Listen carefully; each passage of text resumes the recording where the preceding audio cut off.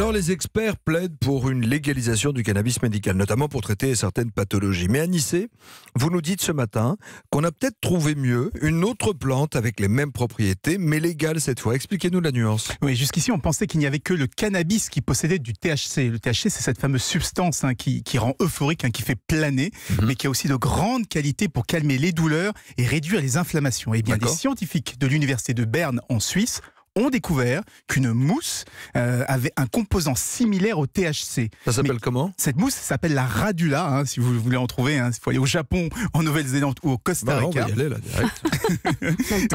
mais cette mousse, rassurez-vous, elle a beaucoup moins d'effets psychotropes et de meilleure qualité inflammatoire que le cannabis. Et ça intéresse énormément les médecins parce que ça veut dire qu'on a peut-être trouvé un substitut légal au cannabis quand on veut l'utiliser justement à des fins thérapeutiques. D'accord, mais si c'est similaire, Anissé, ça pourrait finir par être interdit.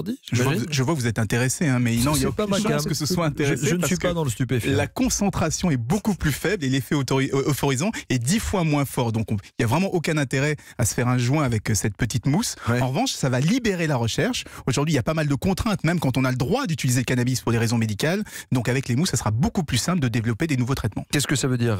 Qu'il va y avoir des compétitions entre la mousse de Radula et le cannabis ? Oui, peut-être. Parce que c'est l'industrie maintenant dans plein de pays, ça fonctionne. Ah oui, peut-être, et c'est tant mieux parce que beaucoup de gens pour qui les antidouleurs traditionnels sont beaucoup moins efficaces que ceux à base de cannabis. Donc aujourd'hui, il y aura d'autres options et c'est tant mieux.